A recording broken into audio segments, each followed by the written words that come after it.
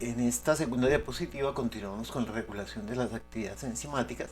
Entonces, aquí hay otro ejemplo de inhibición por retroalimentación. Entonces, los productos de esta vía ramificada se convierten en inhibidores por retroalimentación de las reacciones, de las diferentes reacciones de la vía metabólica. Entonces, nos dicen en el libro que, por ejemplo, el producto B podría, al inhibir la conversión de S1 en S2, la síntesis de los cuatro productos A, B, C y D, que para evitar esto, entonces los productos inhiben la formación de S2 a partir del sustrato 1, cada uno de manera parcial, es decir, que el efecto de los cuatro es un efecto aditivo o cooperativo para evitar que cada uno de ellos haga una inhibición total de la síntesis de los cuatro productos. Aquí hay otro mecanismo de regulación activo de la actividad enzimática, que es las modificaciones covalentes que pueden ser fosforilaciones, desfosforilaciones, acetilaciones, desacetilaciones, ubiquitinaciones, desubiquitinaciones, etcétera.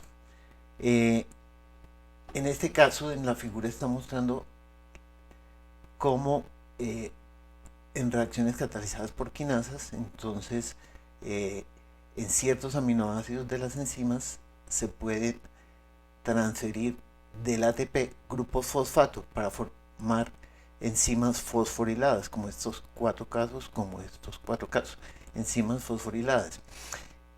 Estos grupos fosfatos se pueden eliminar, no porque el grupo fosfato se vuelva a pegar al ADP para volver a formar ATP, sino porque enzimas que desfosforilan, que se llaman fosfatasas, catalizan reacciones de hidrólisis que requieren magnesio para que por hidrólisis, por ataques nucleofílicos de los oxígenos, se eliminen los grupos fosfatos y las enzimas se desfosforilen.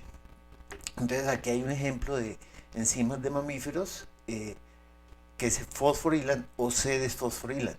En este caso, en estas cuatro enzimas, la acetil-CoA-carboxilasa, la glucógeno-sintasa, piruvato deshidrogenasa hidroximetilglutaryl-CoA reductasa, cuando ocurre la fosforilación de la enzima se inhibe.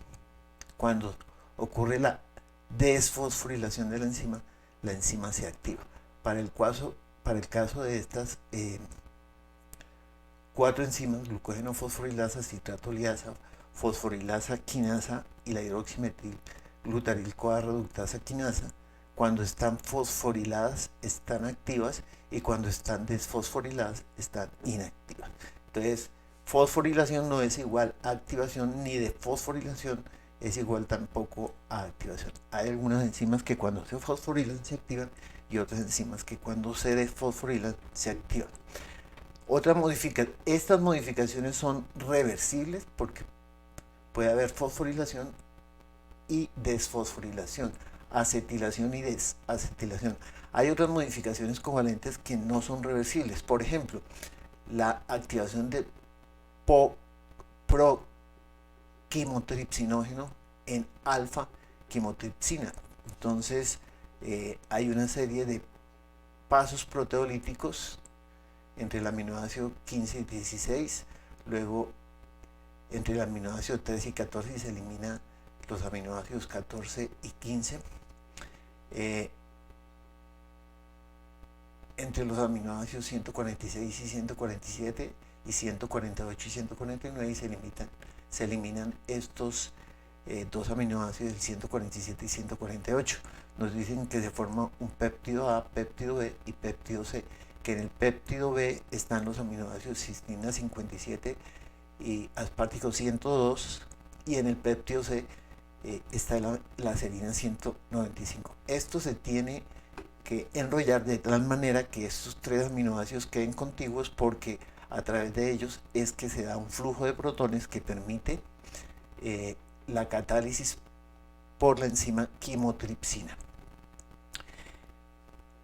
Finalmente, entonces esto es un proceso irreversible.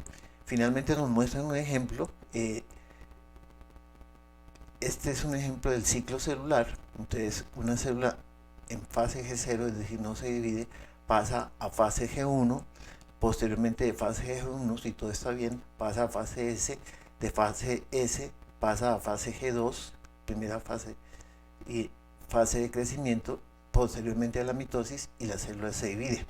Entonces nos dicen que cuando la célula va a pasar de fase G1 a S, hay mecanismos para chequear el estado del DNA. Entonces, si se detectan rupturas en el DNA, entonces se une una quinasa ATM.